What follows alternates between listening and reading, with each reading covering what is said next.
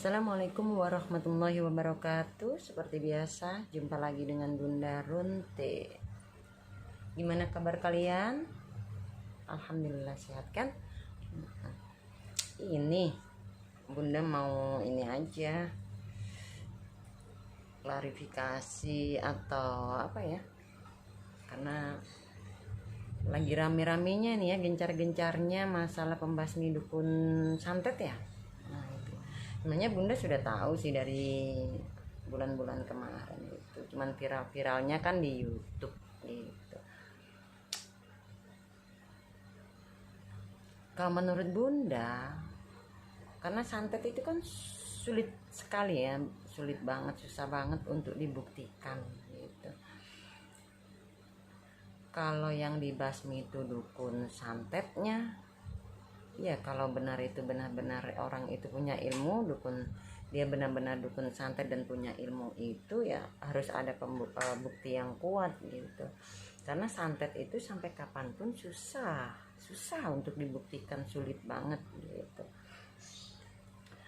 Kalaunya Bunda, tadi ada yang komen ya, Bunda jawab 50-50, yang artinya Bunda tidak mengiyakan, tapi yang 50%-nya ya mengiyakan kalau Bunda melihat dengan mata kepala sendiri begitu ya.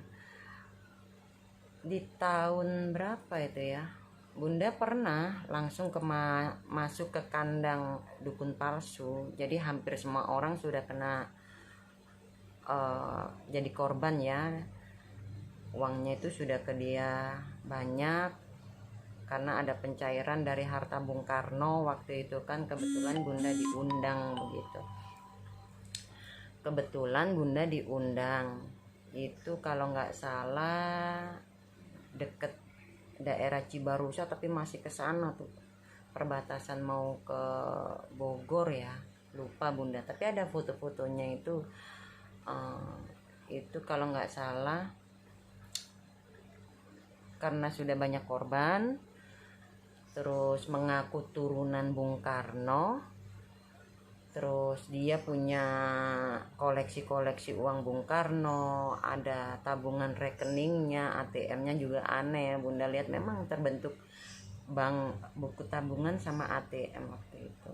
Nah, justru malah yang bikin Bunda miris, korbannya itu seorang anggota marinir. Dia rela lepas dari jabatannya, tugasnya itu sampai dipecat atau pensiun dini, Bunda nggak tahu ya, mengundurkan diri atau gimana, hanya gara-gara ini sudah habis uang banyak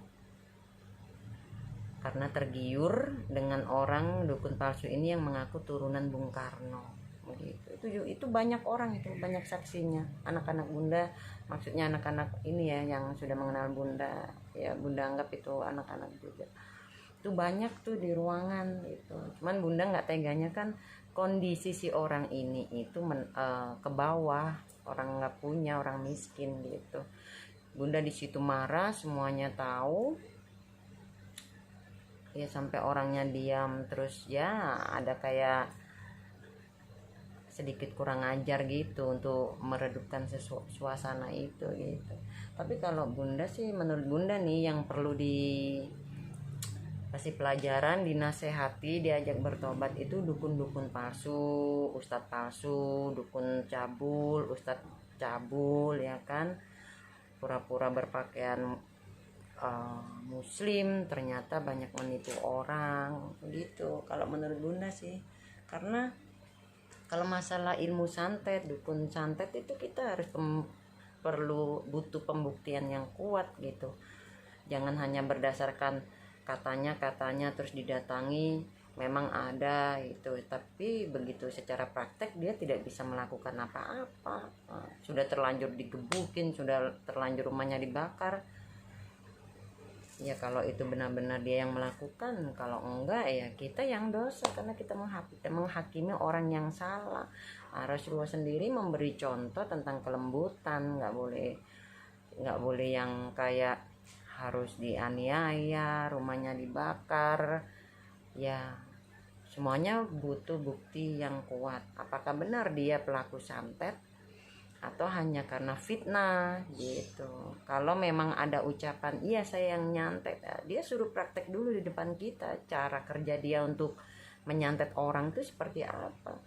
Karena banyak orang yang punya bahan-bahannya untuk seolah-olah dilihat orang dia itu seolah-olah benar-benar dukun santet, tapi secara praktek dia nggak bisa. Karena Bunda sering datang ke menurut karena dapat informasi, Bunda datangi itu dukun, ternyata memang nggak bisa apa-apa, tapi di rumahnya itu memang seperti orang spiritual atau dukun ya, dukun tepatnya kayak dukun gitu, lengkap dengan yang kayak supaya dilihat orang tuh serem. Ternyata secara praktek itu nggak bisa gitu. Nah, kejadian yang Bunda marah di dukun palsu itu yang mengaku turunan Bung Karno, ada saksinya sampai sekarang itu di grup Bunda GSD Guru Sejati Diri, masih ada itu orang yang jadi saksi. Waktu itu Bunda marah besar karena apa, banyak korban masalah itu ngumpulin dana diiming-iming nanti nunggu warisan dari Bung Karno itu bisa cair. Yang anehnya lagi itu Bunda waktu itu karena mengikuti alur ceritanya, ngobrol di depan dia, memang dia ada keluar tabungan ATM, tapi cuman ATM-nya Bunda nggak mengenal, cuman kelihatan baru di situ. Kalau nggak salah ada berapa M gitu kan. Katanya seolah-olah Bunda mengikuti waktu itu. Jadi seolah-olah minta tolong Bunda untuk menarik masuk ke bunker itu, karena disitulah tempat harta karun Bung Karno gitu. Kalau nggak salah daerah Jakarta Timur atau apa gitu, itu ada bunker yang memang peninggalan hartanya Bung Karno di situ, dan rumahnya besar banget gitu. Yang Bunda kasihan itu seorang, maaf sebelumnya gitu, anggota marinir sampai telepon sendiri karena waktu itu minta kontak Bunda. Bun, saya minta tolong, ini buku tabungan sudah ada di saya, ATM-nya sudah ada di saya. Waktu itu dia bilang begitu. Jujur ya Bun, saya jujur sama Bunda, saya sudah masuk uang banyak nih di inisial TH ini begitu, sampai saya keluar dari pekerjaan saya seorang marinir, memang dia orang marinir waktu itu. Dan pancingannya itu minta tolong ke Bunda, gimana caranya Bunda bisa masuk ke bunker itu mengambil harta karun Bung Karno. Nah, sudah tuh Bunda marah besar di situ, banyak saksinya semuanya cowok, Bunda aja sendiri yang cewek. Waktu itu kalau nggak salah tahun berapa ya Bunda tahun, kalau nggak salah tahun 2000, antara 2017 18, kayaknya 2018 deh gitu. Saksinya masih ada di grupnya Bunda itu dia juga kenal inisial TH itu dukun palsu. Itu sudah banyak korban orang-orang yang patungan, gimana caranya uangnya cair ya, anggap aja sudah invest gitu loh, invest di orang ini karena untuk pencairan harta karunnya Bung Karno. Nah itu. Tapi kalau masalah dukun santet itu harus benar-benar bukti yang kuat, orangnya suruh praktek di depan kita, gimana cara kerja dia nyantet orang itu. Kalau memang ada bukti dia bisa mengerjakan santet itu, secara goibnya kita bisa melihat nih, katakan dia kirim kain pocong gitu, ternyata benar-benar nih terbang, itu berarti dia punya ilmu. Dan dites benang, jarum rambut atau apa gitu ya, kain pocong, tanah kuburan, suruh masukin ke hewan, apa benar itu bisa masuk ke hewan. Suruh praktek seperti itu, medianya hewan dulu gitu. Kalau memang benar, berarti itu bukti yang kuat, baru kita kasih pelajarannya gimana, duduk bersama kita nasihatin, entah itu dengan emosional, tapi jangan pakai pukulan. Setelah sudah memberi shock terapi, katakan dengan ucapan-ucapan kita beri nasihat tentang agama dan semuanya. Itu baru kita, kalau dia ketakutan tapi jangan langsung dibikin ya udah kita maafin, enggak, kita kasih pelajaran gimana caranya dia jerah, tapi tidak boleh memakai kekerasan gitu. Ini ya yang viralnya masalah apa ini, pembasmi dukun santet ya, harus dibasmi. Susah kalau menurut Bunda dukun santet dibasmi, kecuali memang ada bukti di situ dia punya ilmu, suruh praktek, medianya hewan.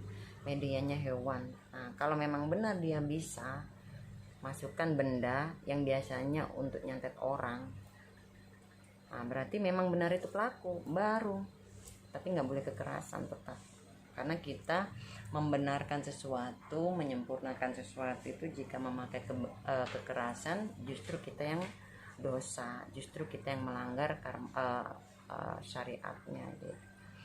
Syariat Islamnya sesuai ajaran Rasulullah. Ketika kita ingin saudara kita bertobat, kita tetap memakai kelembutan gitu. Kecuali sudah dinasehati nih, kita duduk bersama dia melawan, berarti kurang ajar, kita pukul. Nah itu wajib, karena apa, di situ dia ada perlawanan. Tapi nggak boleh setelah dipukul lemah kita habisin tuh rame-rame, nggak boleh. Rasulullah tidak mengajarkan itu gitu. Baru yang penting ada bukti kuat, apa benar orang itu pelaku santet. Jangan berdasarkan rumahnya seram, terus bahan-bahannya, alat-alatnya memang terlihat kayak dukun santet, jangan langsung kita bakar, kita bunuh orangnya, kita hakimi, kita seret, kita pukul dan sampai berdarah, tidak boleh. Jadi suruh praktek dulu, itu pesan Bunda. Nah, kalau masalah mendatangi dukun palsu, Bunda sudah sering pernah di Jawa Tengah, pernah Bunda waktu itu dapat informasi setiap cewek ditidurin, dia mengaku spiritual begitu, dia mengaku seolah-olah bisa mengangkat derajat perempuan gitu kan, korbannya banyak ceweknya. Ustadz palsu, dukun palsu itu Bunda sudah sering, karena kan Bunda sebagai spiritual bukan baru gitu, sudah lama kan. Jadi ada informasi apa, orang yang minta tolong Bunda, mungkin Bunda seorang perempuan yang punya power menurut mereka, akhirnya mengundang Bunda, kita briefing, kita rapat, kita bicarakan baik-baik gimana caranya kita bisa masuk ke rumah orang itu begitu. Tapi Bunda nggak memakai kekerasan, cuman memang Bunda kata-kata kalimat itu intonasinya berbeda, cuman yang bukan meledak-ledak, gimana caranya orang itu tersentuh begitu. Tobat di depan kita belum tentu ketika kita tinggal orang itu tobat, karena tobat itu tidak bisa dipaksakan gitu ya, bikin jerah aja, tapi jangan main kekerasan gitu ya. Itu sedikit penjelasan dari Bunda tentang viralnya dibasmi ya dukun santet atau pembasmi dukun santet gitu. Dipelajari dulu ya sebelum melakukan apa yang kita belum tentu benar ya kebenarannya gitu. Apa yang kita lihat belum tentu kebenarannya, yang penting ada bukti kuat gitu aja. Oke, terima kasih untuk yang sudah bertanya kepada Bunda itu. Di sini Bunda menjelaskan apa adanya, kita sesama muslim wajib meluruskan, membenarkan, tapi tidak harus dengan kekerasan, karena Rasulullah sangat benci dengan kekerasan, hujatan, dan apapun itu yang merugikan sesama saudara begitu. Terima kasih. Assalamualaikum warahmatullahi wabarakatuh.